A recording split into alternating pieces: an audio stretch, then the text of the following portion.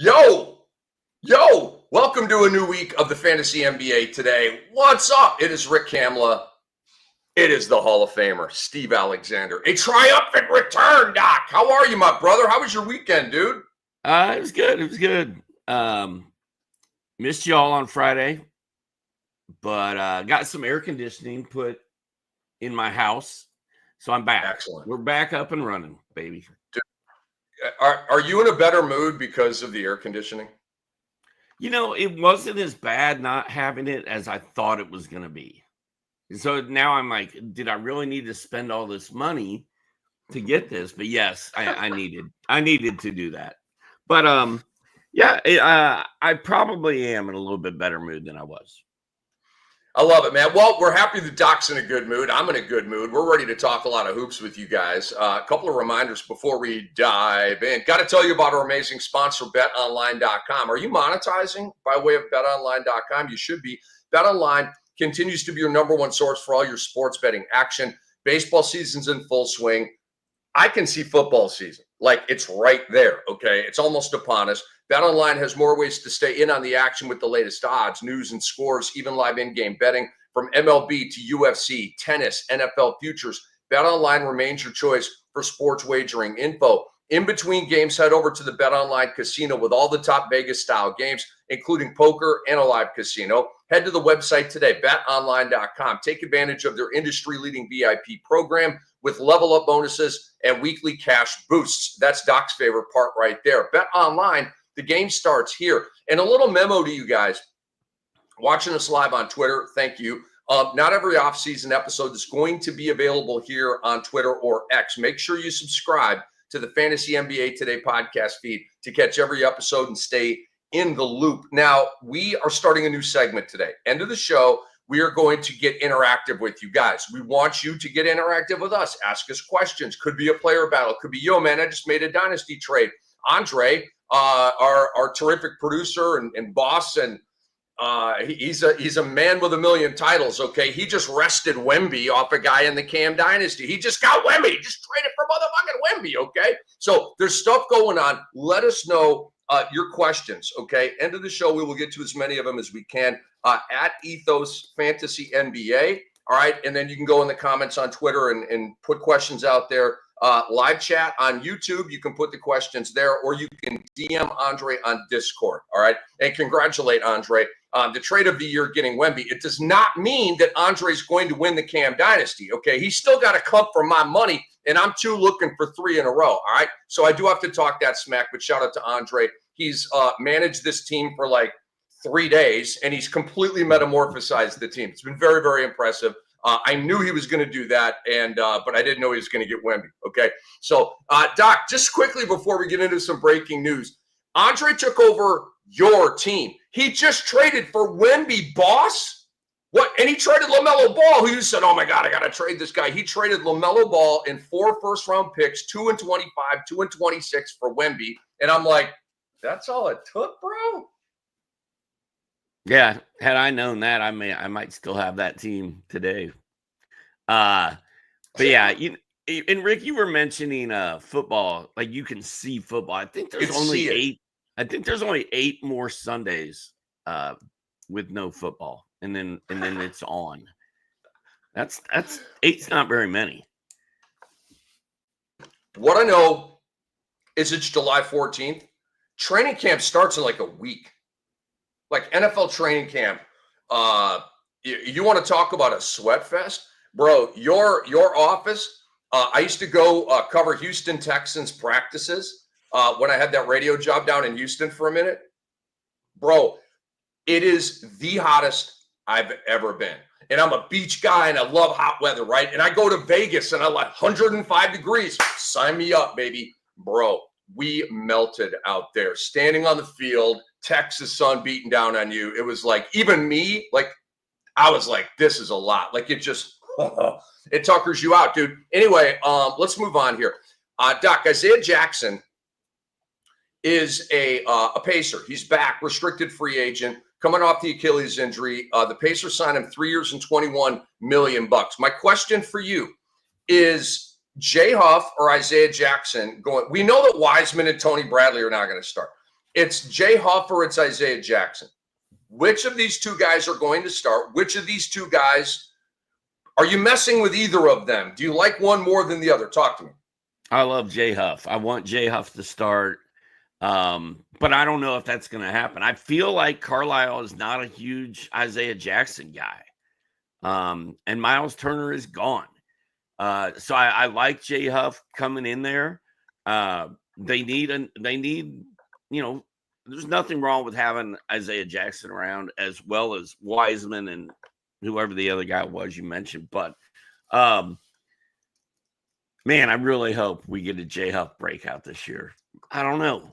I really don't know what Carlisle's going to do there, but I hope it's Jay Huff. You said a bunch of awesome things in that rip right there, Doc. Rick Carlisle just doesn't seem to really like Isaiah Jackson. We've noticed that. And so he's always kind of been a bench guy for them.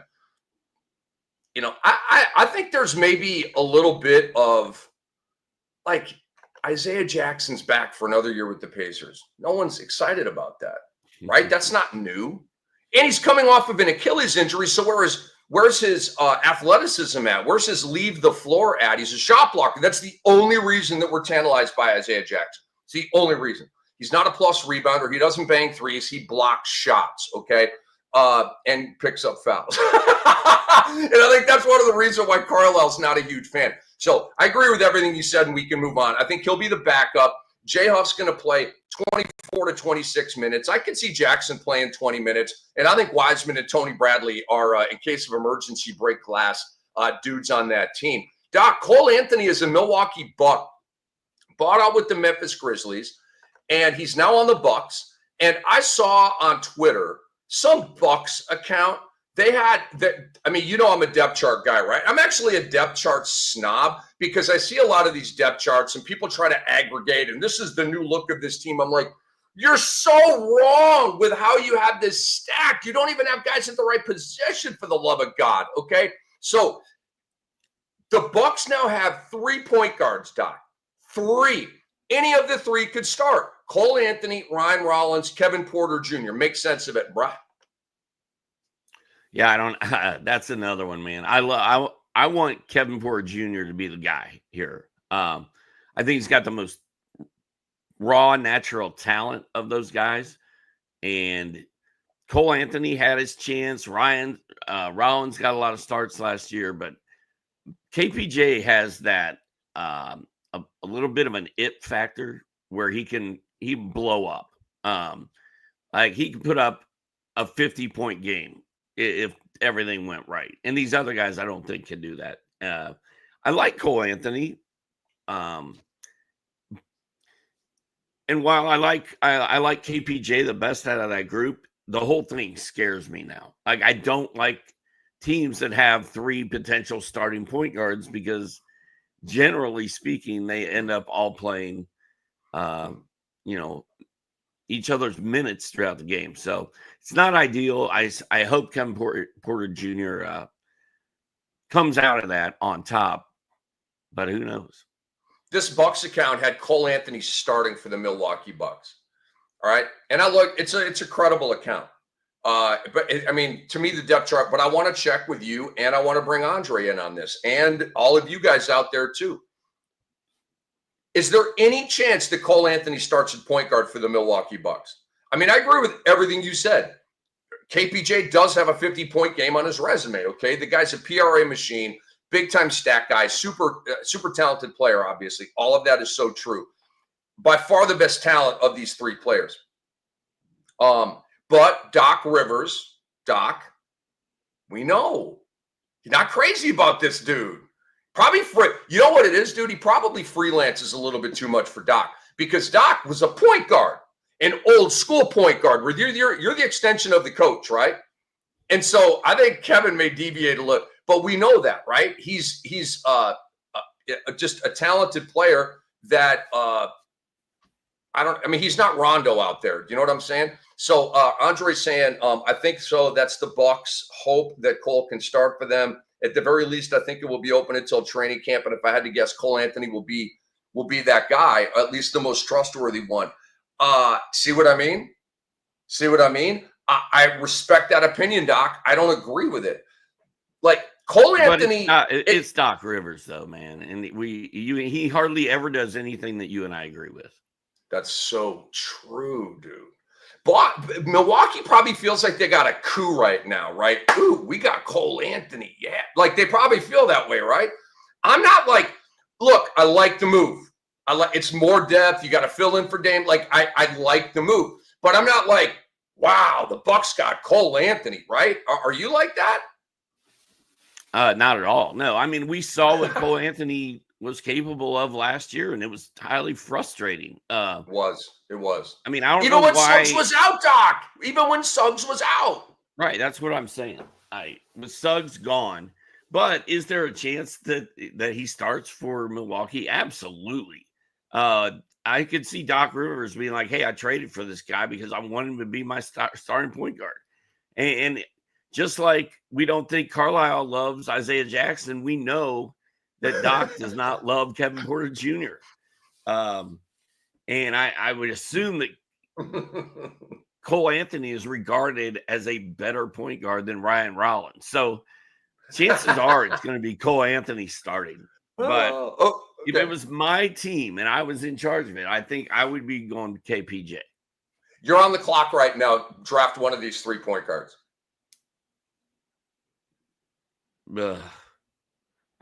Right now, today, I'm going KPJ. But draft day, hopefully the answer is none of them because this is going to be a 3-headed monster, dude. We hate 3-headed point guards. It's horrible. I think, you're not really going to be able to play all three. It probably would, if Cole Anthony starts, KPJ, and then Ryan Rollins is the garbage time guy. That's how I would kind of see that. Okay, I'm glad we had that conversation. Like Cole Anthony might start, but super inconsistent. I mean, guys, like there's a reason that he went from a starter with Orlando to a bench player with Orlando to out of the rotation behind Anthony Black at Orlando. Okay, his career is going the wrong way. He's on a veteran minimum contract right now for 1 year. Okay, like this is a monster year for Cole Anthony. All right, let's get to some summer league goodies that matter for fantasy. Obviously, Doc, the big headline is Cooper Flag getting shut down. Had a 5 of 21 first game, and then had 31 points, 4 rebounds, 1 assist, 1 block, 3 threes. Made 10 of 20 shots in his second game. And you know what? Dallas was like, dude, we saw this coming like a freight train 300 miles away. I mean, stop it. Paolo Banchero was shut down. Wemby was shut down. Zion was shut down. Like all these prize picks, they get 1 or 2 games and they pull them out. So what'd you think of Cooper Flag in his 2 games, dude? I mean, we knew this was coming. We saw it coming down the tracks like a freight train, yada, yada, yada. I mean, it would be news if Dallas did not shut Cooper Flag down. The fact they shut him down is not really news to me. Like I saw that come across the Twitter and the whatever, the ticker.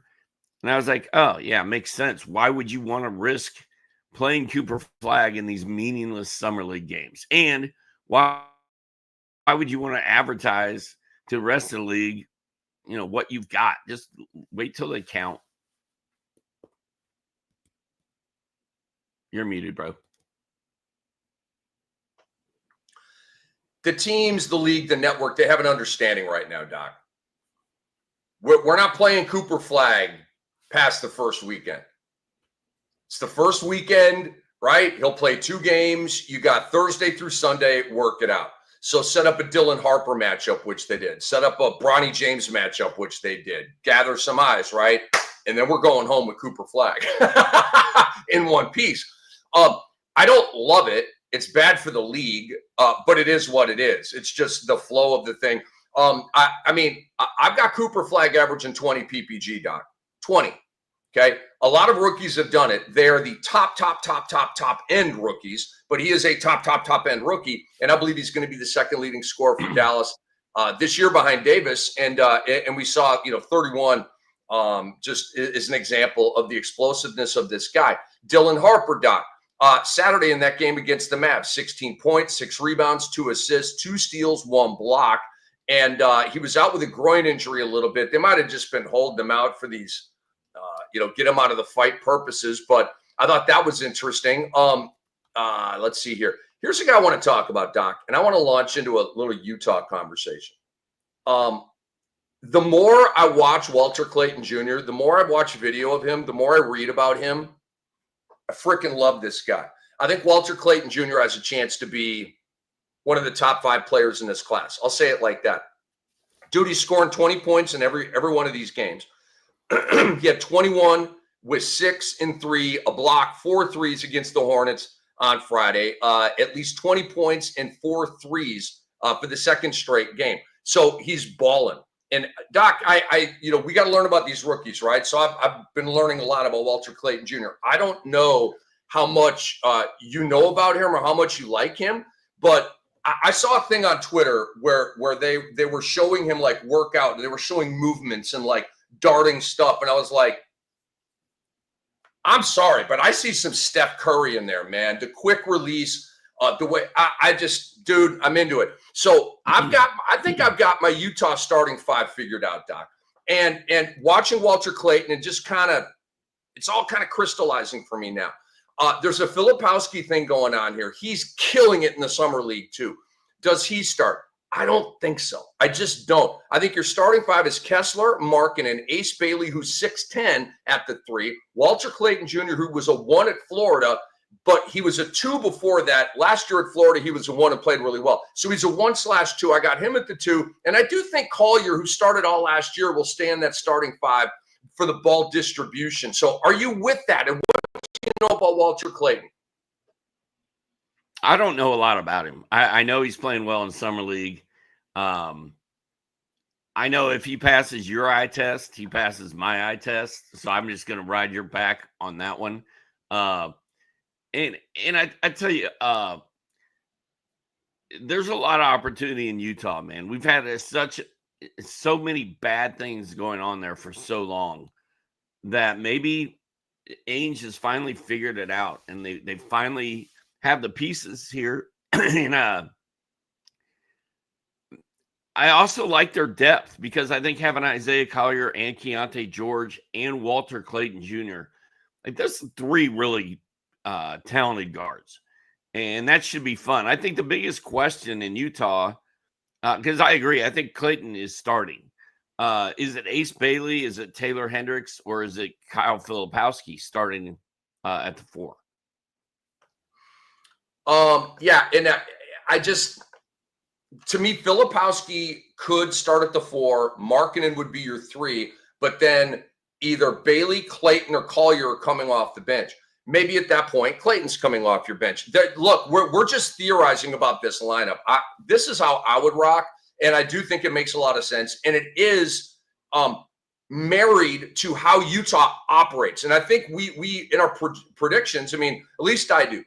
I try to keep that in mind. Like I can't be on Kamla Island here and like putting 3rd stringers in the starting lineup because I like this guy. You've also got to kind of, all right, this is how they rock, right? They started Isaiah Collier. They did not start Filipowski unless Markkanen or Kessler was out. It's the same coach. He's probably going to do the same thing this year. Yeah, I think that's how I got it. So I wanted to have that conversation with you, man. Now, where all of these guys are being ranked, that's for later conversations. But I think right now, still in the midst of this offseason, watching Summer League, it's important to get a handle on what these depth charts are going to look like. I have a question for you, Doc. We have player debates coming up later on in the show, but I actually have a player debate pop-up style from performances in the Summer League, because I think these 2 guys are going to be really close in rankings, and I haven't gone this deep yet. I will soon.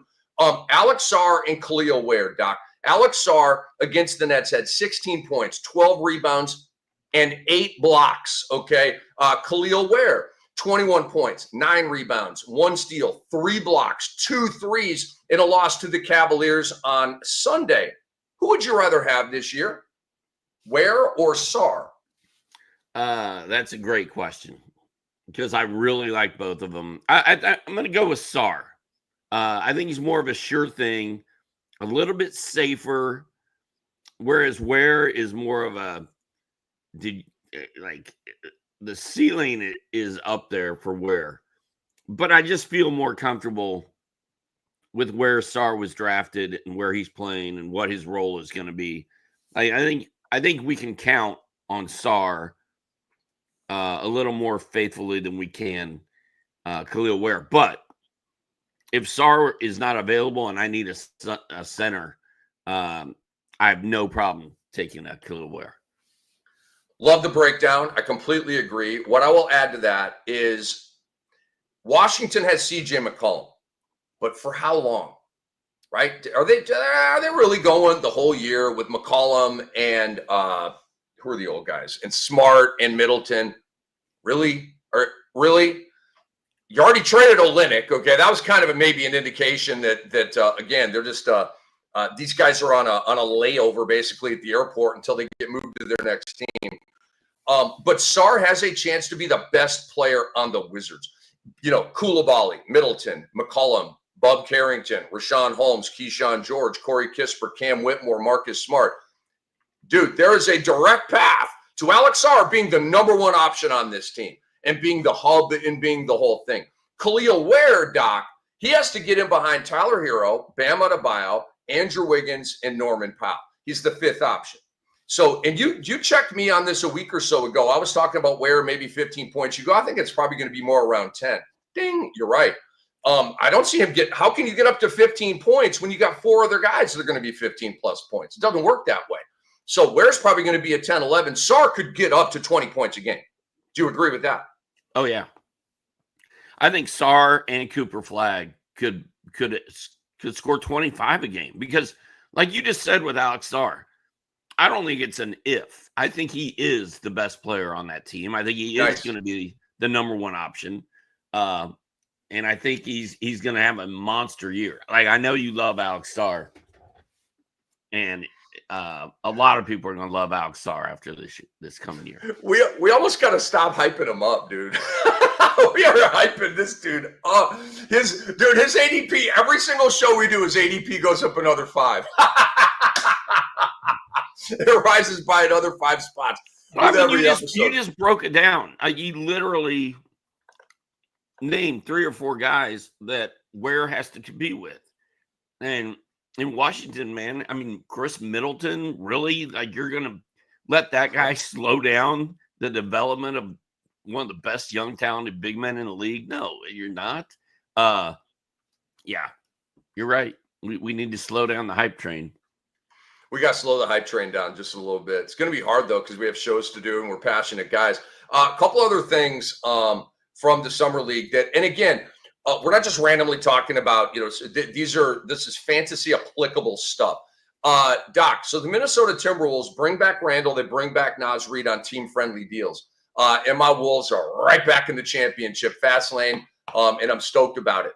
I rocked my Anthony Edwards jersey, I think, on Saturday. The Wolves fans were coming out of the woodwork, dude. Like it created a bunch of conversations. That's why another reason why I love wearing jerseys, because it brings the hoop heads out.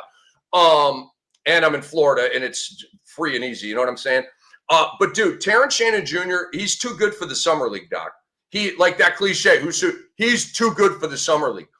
He went 24 points, 7 rebounds, 3 assists, 1 steal, 5 threes. The game before that, which I don't have listed here, was another it was an amazing game, like a LeBron game in the Summer League. Rob Dillingham, 15 points, 4 boards, 9 assists, 3 steals, 2 threes in Saturday's win over the Nuggets. Dude, Minnesota couldn't bring back NAW because of money, but also because they have Terrence Shannon Jr. and Rob Dillingham ready to go. I'm excited about these guys, Doc. In deeper leagues, 12-team leagues, you're not going to have to mess with these guys. Dude, do you have your eye on Shannon and Dillingham in 30 deep like I do? I do now. Shannon's interesting. I mean, can he be better than Jaden McDaniels? Dude, you suck. I got to just shut up. Andre, shut it down. No more podcasts. Because Doc, dude, I love it, man. I love it. I love the competitiveness. Let me explain something to you guys out there, to our audience. This guy never, takes your hand off the button of competitiveness. You never do. It's always the throttle's always down on that boat, man, and I love it. I got to figure out what I'm doing today in baseball because I don't have any pitchers going today, and All-Star break's coming, and you're up like 7-2 or some garbage. Anyway, what do you mean up? I didn't already beat you? Is this one of those long week joints? It's All-Star week, dude. Come on. It ain't over yet. Are you serious? All right, I got Doc 8-2 right now. Not over yet. What's not the over matchup? yet. Now, see, now I screwed up. If you would not have known that, well, it doesn't matter. I check. Let me tell you something, dude. On the days where I'm busy and I can't like finally manicure all 11 of my teams, there are 2 teams that I do finally manicure every single day. All right, the Fantrax home league for us here at Sports Ethos, and the league in which I'm competing with you, Doc. I don't sleep in that league. I may sleep for a day or so in some of my. I always set my lineup, but the tinkering is another level of it. I can't always tinker with my teams. I'm a busy guy, okay? But I do tinker in this league, Doc. You know why I tinker in this league? I tinker in this league every day because you talk shit and play the crying strategy on me in the first game. And I said, okay, the rules of engagement have been created. I accept your challenge. I'm playing this crying strategy with you right now, too. I'm down 8-2. I got nobody pitching. I mean, it's doom and gloom over here, dude. I have no chance to get this fixed by Sunday. Doom and gloom. Oh, my God. Anyway, can Terrence Shannon be better than Jaden McDaniels? I mean, it looks to me like he can. No. No? He won't get the opportunity. True. Jaden McDaniels is making $30 million a year, man. Yeah. To your point, who has more upside, who has more talent, all that, like, dude, Terrence Shannon, you remember him in college, right? He had the off the court issue, which dropped him from the lottery to the end of the first round. He was one of the best athletes, one of the biggest studs in his draft. But he fell because of the off the field stuff. Tim Conley was like, yeah, Terrence Shannon Jr., baby. That was a good draft for the Wolves, dude. Getting Dillingham and Terrence Shannon Jr. That was a kick out. Dude, we know this, right? Tim Conley, he's the Andre Lemouche of the NBA. Dude, Tim Conley? Mike Conley? Wait, Tim what are you talking about? Tim Conley, the shot caller for the Timberwolves. The guy that built Denver's team. I mean, the guy's a stud. He is an absolute GM stud. By the way, Mike Conley is going to be 38 when the season starts. Like, that's crazy. Can we not just play Dillingham and be done with it? Because Dante DiVincenzo is not. He's a 2 or a 3. He's not really a point guard to me. Like, just let Dillingham play. Let him figure it out. Me and Camaro were joking about this. Me and Tim Woodson. No, it wasn't Tim Woodson. It was William Harris. Dude, nobody hates veterans more than Dr. A. Nobody wants the young guys to play and get that. You want to send CJ McCollum to a retirement home right now. Dude, these are like horses. Like, I just want to take them out in the field and like put them down. Like, come on. Oh, it got a little dark. It just got a little dark. I don't want to kill anyone. I'm just saying, put them out to pasture. Let them go. Let them go live a life in a field of grass and with other horses and just have a great time. Actually, Conley needs to be down in Florida riding one of those tricycles, wearing some white socks with some flip-flops on, maybe a fishing pole in the basket of his tricycle. I know. I see that not every day, but I see that a lot. Like a white tank top, just cruising down to the beach to do some fishing. Maybe he's got a bucket attached to the seat or something. Well, he's got his live bait in there, and down here, in Florida, shrimp. You go to the bait store, you get these little shrimp, and the fish love the shrimp. It is expensive though.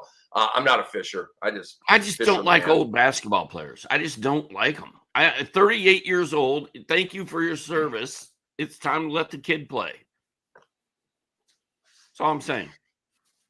Look, it's like one of my favorite Docisms, and I'm like I like the old heads, but there are situations where I rock with you, and there are situations where I'm like, you're nuts. Like the guy, but You're my boy. All right, guys, tomorrow's episode will not be on Twitter. If you're watching us there, make sure you subscribe to the Fantasy NBA Today podcast feed so you do not miss out on any episodes. And another reminder here, guys, we're starting a new segment, end of the show. We want you to send in some questions, and we will answer as many as we can. At Ethos Fantasy NBA on Twitter, okay, go into the comments, leave your questions there. You can send questions through the live chat on YouTube, and you can DM Andre Lemouche, minus a bunch of vowels, there on Discord. One more Summer League thing I want to talk about here, Doc, and we'll move on. I'm starting to get the feeling that Derrick Queen might start over Eve Mei. Derrick Queen's been really good, and I like Derrick Queen. And the opinions on Derrick Queen are very he's a divisive guy. There's some people that look at him and they're not really into it. Like I see a talent, I really do. I mean, not like Joel Embiid, don't get me wrong, but like there's offensive ability here at the center position that intrigues me. He had 12 and 13 with a steal and a block, and Eve Mei in that game, 7 points, 11 rebounds, 3 blocks. I think Derrick Queen brings more upside. So there's going to be a debate here, Derrick Queen or Eve Mei. So I give this to you. Who would you rather have? Who would you rather take for your fantasy team right now? Or you could say none of the above.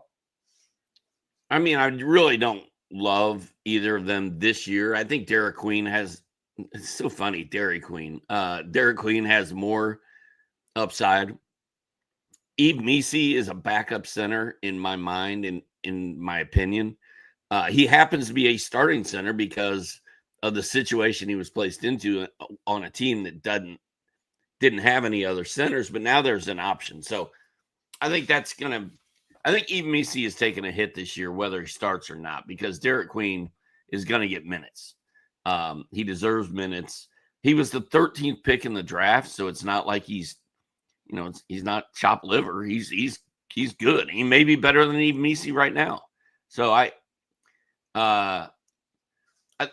like in 30 deep, I would like to get some Derrick Queen. In a 12-team regular league, I don't know that if I'm messing with either one of those guys. I mean, I agree with everything you said right there. Eve Mei, he doesn't do it for me, dude. Last year, what was Eve Mei? The experience. It was 8 and 8 with a block. That was Eve Mei last year. Ooh, Eve Mei had a double-double. Oh, my God. Do we have to go to the waiver wire? No, look at the game log. No. Every once in a while, he pops up and has a dub-dub. I completely agree that he's a backup center. I completely agree with that.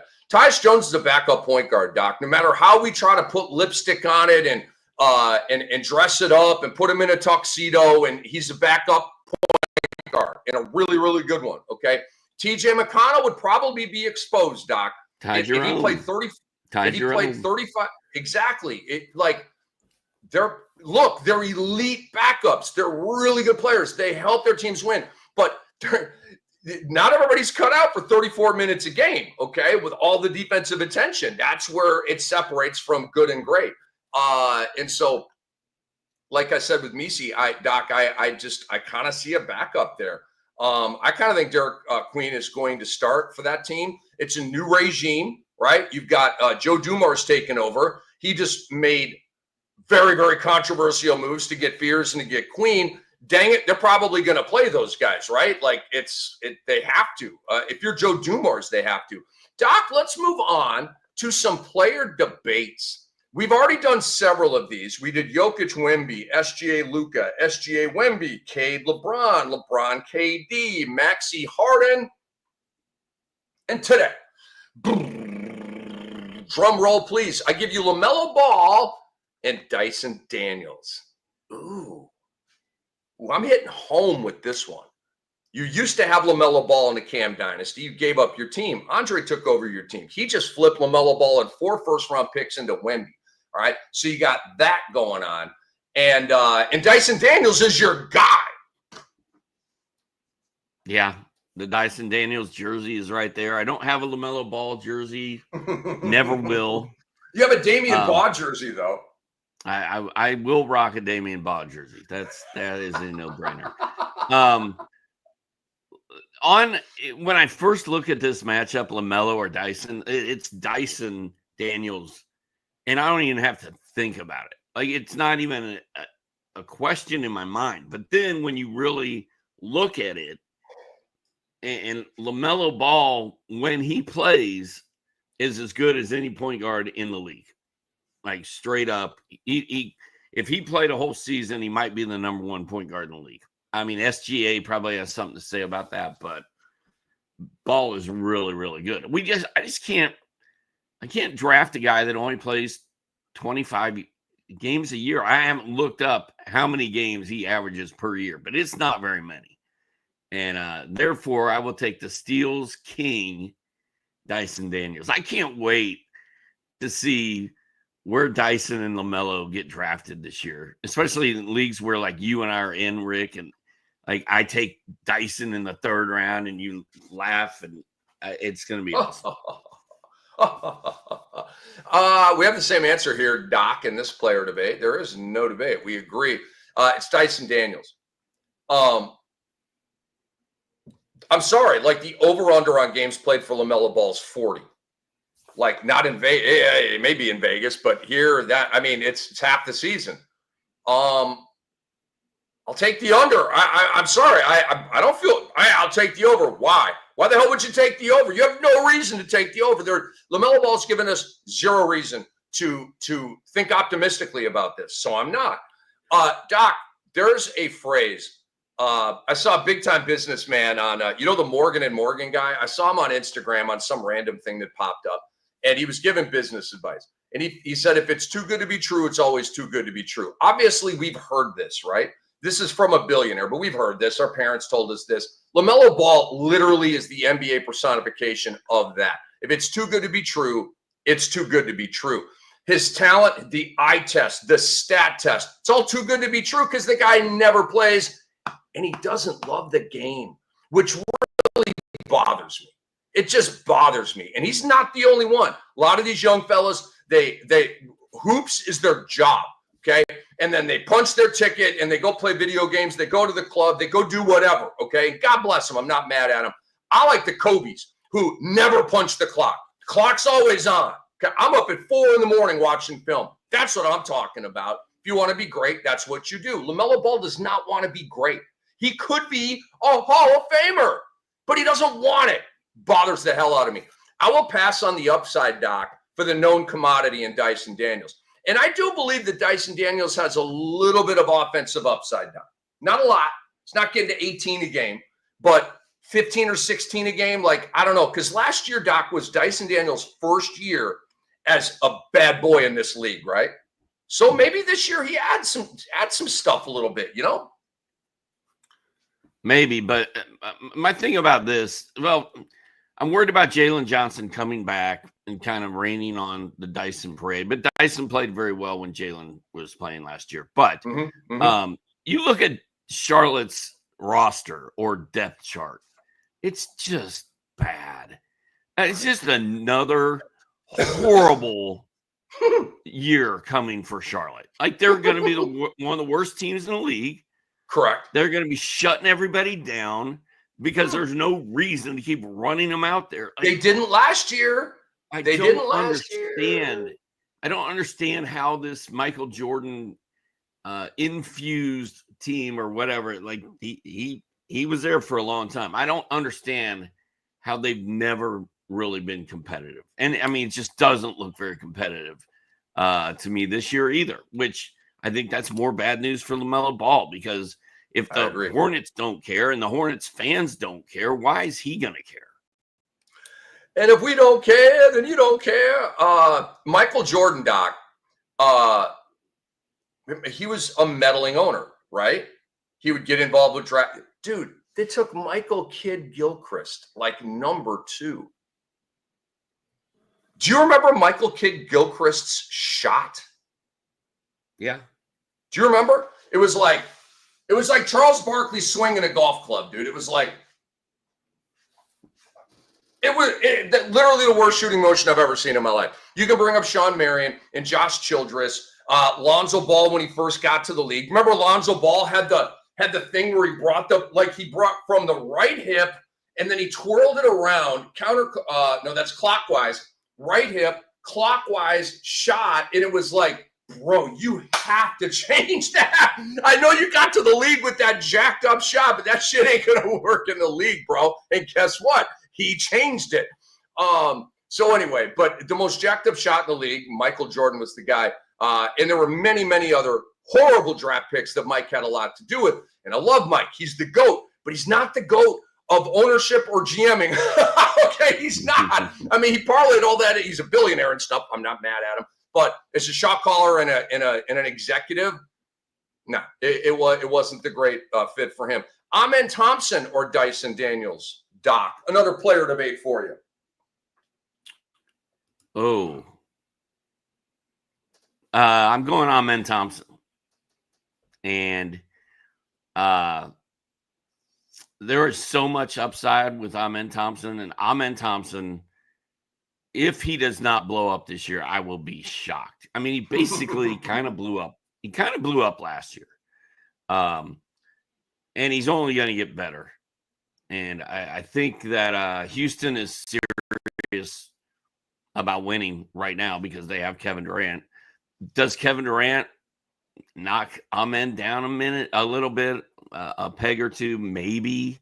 He might cool him off, but I think KD's also going to be like, oh, man, I like this kid. I want to play with this kid. And I think he's probably excited about that. And I think he's probably going to do what he can to make Ahmed Thompson look really good and vice versa. So I love Dyson. I will take Dyson all day. But I think if I'm drafting today, I'm taking Ahmed before I take Tyson, just because we've seen what Dyson did last year. He really can't get more than a couple points and maybe a rebound and assist better than we saw last year, whereas Ahmed's ceiling is unlimited. I mean, what can I say? Andre, send that soliloquy to the Hall of Fame. No, I'm serious. I'm not even being sarcastic right now. I agree with every word you said. Those were outstanding points. I love the stuff you were saying about KD. Because I have that in my notes that I prep. KD, dude, he's not like it's got to be his show. He's a laid-back alpha. He's unselfish. He loves the young fellas in the league. The guys that play hard, the hoopers, right? He's going to freaking love Ahmed Thompson, dude. He probably already does. He probably already did as a player on the Suns, right? Because Ahmed would guard him. And, I mean, nobody can guard Kevin Durant. I was thinking about this. He's the most effortless scorer of all time. That, like, everybody likes to do the hot take thing. That's a hill I'm willing to die on. You could say, wow, how could he be more effortless than Jordan? Did you watch Jordan? His style was not effortless, okay? It was not. Kevin Durant's like out there, like filing his nails, he just on the phone. Oh, you need a bucket? Like Jordan would jump over your entire city. That takes effort. That's not effortless, right? He would go to the free throw line 15 times. So anyway, but Doc, Ahmed versus Dyson. I believe the departures of Jalen Green and Dillon Brooks are going to open stuff up for Ahmed Thompson. Because I know, so replacing them in the starting five are Jabari Smith and Kevin Durant. Jabari's probably going to be the fifth option on this team, dude. Or fourth or fifth.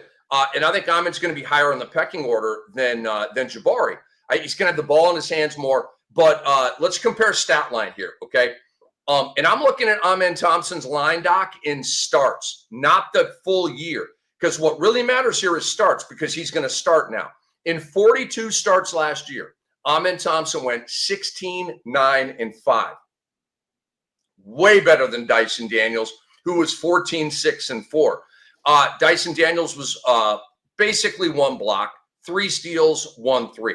Ahmed Thompson, Doc, wait until you hear these numbers. In 42 starts, he had 68 blocks and 70 steals.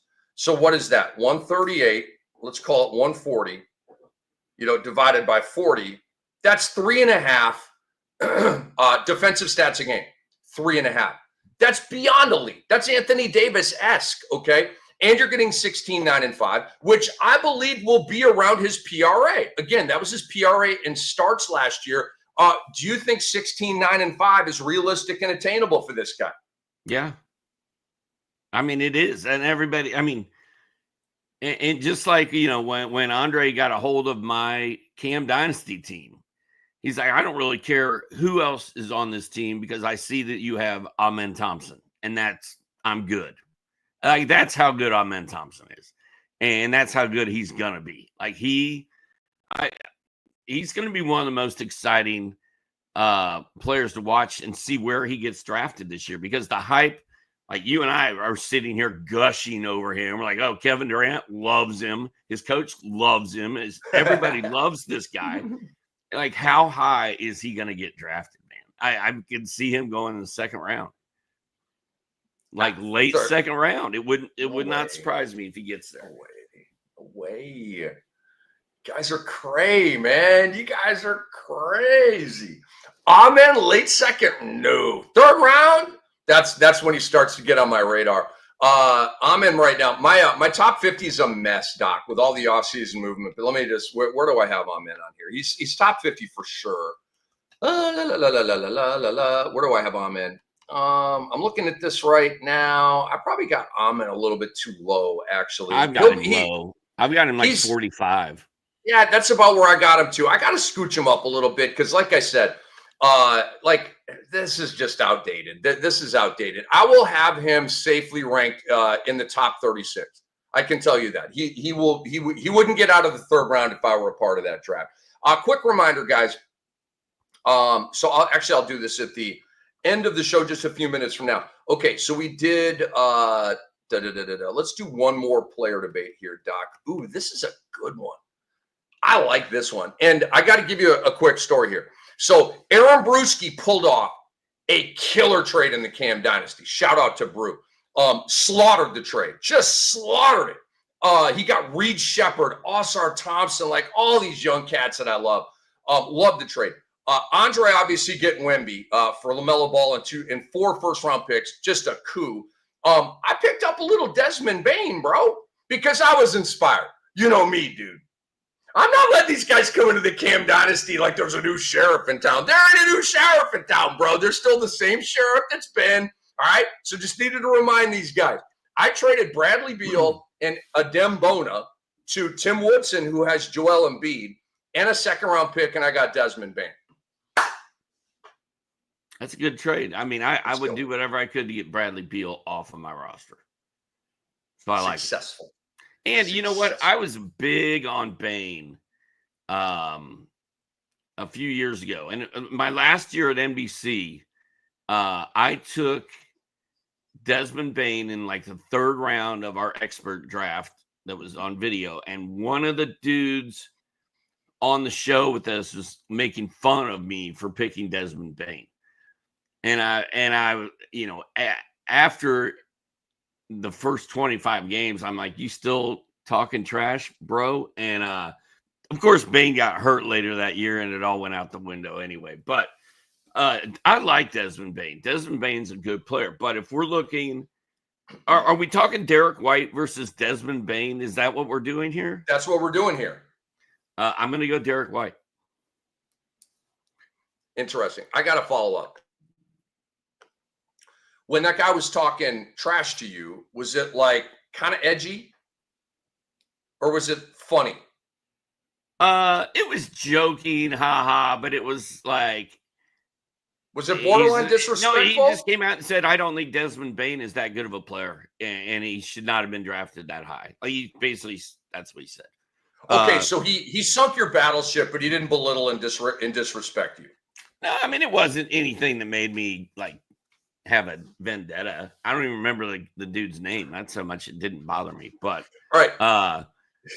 Yeah, I mean, it was just like he's like, oh man, I won this draft because Doc took Desmond Bane, and I was like, no, you didn't. Desmond Bane's good. But Derrick White, man, on a depleted Celtics team, we already saw how good Derrick White was last year. Jrue Holiday, out of the way. Like, Derrick White is poised to go off. I think he's going to go off. I'm all in on Derrick White. So what that guy was doing, he was trying to use the Hall of Famer for a come up. That's all he was doing. It's a sign of respect to you. My worst example of that, I was doing shows for Fantasy Sports Radio, And this is actually a big show. I was filling in for their like 10 a.m. show on a Friday or something like that. Like a really, really good platform, a lot of visibility. And I did a show with a guy named Craig Mish. You ever heard of him? I've heard of him. He's a baseball insider, really, really good at baseball. And like, so we're doing a show, right? And we had just done the Fantasy Sports Radio Baseball Roto Home League. Okay. And I was in that league. And I took 3 closers, relatively high. You know my method, Doc. All hitters, then closers, and then late draft, it's all starters, right? I've been doing that for years. And so, of course, all of the people in the box, right? All the sheep over at Fantasy Sports Radio who all have to say the same things and think the same way and do the same shit, right? Okay. So, of course, I'm like this black sheep. Who is he? What does he know, right? So I draft my team. And Craig Mish, live on the air, sinking my battleship, raising his voice about how could you take these high picks on closers? Like most closers lose their job halfway through the year, and went on this diatribe about closers, okay? And I came back at him. I go, this is a method that I've created, bro. It works. I will win this championship, and I will prove you wrong. And it got contentious, all right? So to this day, I don't like that guy. Right, we finished the show, and we've never talked since. But he pissed me off. Don't challenge me like that. And guess what, Doc? I won the fucking league. How you like me now? I mean, I'm still pissed about it. Like I won the league. Yeah, dude. My method of baseball, it's not undefeated, but it's 50%, bro. If you follow it, you are winning your league 50% of the time. All right, I'm off of that. I had to get that off my chest. That felt good. F that guy. All right, White or Bane, Doc? By the way, I love talking shit too. Like it's old stuff, but it's fun, and I just don't care if people are, Anyway, Derrick White or Desmond Bane? Doc, White will post better numbers. To me, slightly, but White and Brown, as in Jaylen Brown, are not going to finish the season. Okay, Doc, this is one of my big takes. I'm not trying to be hot takey or entertaining. This is how I see the Boston season. I don't believe Jaylen Brown and Derrick White are going to finish the season. I think they're going to be shut down in March, Doc. I do. I think that their numbers are going to be great at the beginning of the season. But it's fool's gold. I do not believe they will finish the season. I believe they will tank. They'll try to go 20-62 in the non-Tatum year. Doc, you've seen the Boston depth chart, right? You've seen the Boston depth chart. You've seen the fact that you have 2 players on this team right now. Anthony Simons, 2.5. Okay, will he even be there to start the year? Yeah, Brown, you have your starting 5 right now is Kada, Niang, Brown, White, and Simmons. It's one of the worst starting 5s in the entire Eastern Conference. They're going to shut these cats down, dude. So I say Bane for that reason. All right, Doc, let's get to this question, and we really appreciate you guys. Real quick, yeah. before you're done, I will say Derrick White has played 75, 82, 73, and 76 games in each of his last 4 seasons. He is a gamer. He wants to play. I don't know. I could see him missing some games at the very end, but I think he'll play. I'm going Derrick White. I think these guys are going to play 55, 60 games.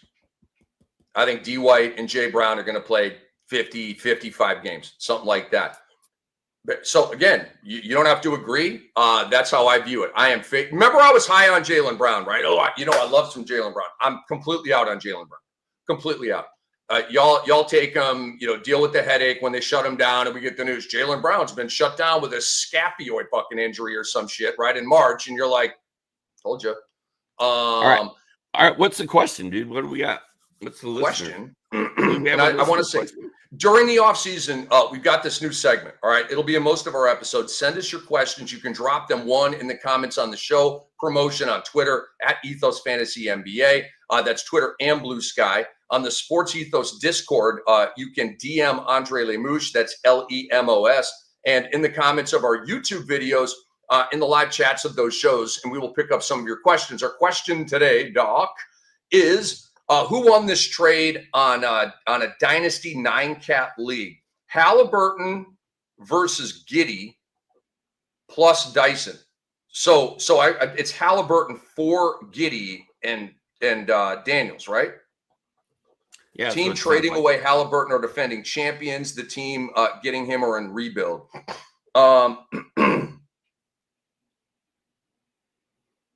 Boy, this is tough. Doc, I love the Giddey Dyson side of that. But when you add in the fact that Halliburton's out for a year and we don't know what he's going to look like when he comes back, plus you're getting depth, you're getting two really good young players. I love the Giddey and Dyson side of that. Oh, God. And, dude, these are your guys. Like, Giddey and Daniels are your boys, man, right? That'd be like Jaylen Brown and Jalen Brunson. Like, those are my boys, man. Two of my kids. Two of your kids. Oh, my God, dude. But we agree that Halliburton is the 5th best fantasy player going after the Big Four. Didn't we just have that conversation that if he was healthy, Hallie would be the number 5 guy? Right now, we both agree that Edwards is the number 5 guy, right? Dude, we don't know what's going to be going on a year from now, a year and a half from now. The next time we see Halliburton, who knows what we're going to see? Well, I know that Homie is not repeating as champion with Halliburton out all year, most likely. And he's right back in it to win another chip with Giddey and Dyson Daniels. I'm doing the trade. Here's why I'm doing the trade, Doc. I love Halliburton. Dude, Josh Giddey flirted with the number 1 fantasy spot for the last month of the season. Remember when he was averaging a 20-point triple-double basically the last month? Yeah. So that's the kind of upside we're talking about here. Like, if you're getting that, and even if he's like 17, 8, and 8, okay, that's an outstanding line. Dyson Daniels is going to do his thing.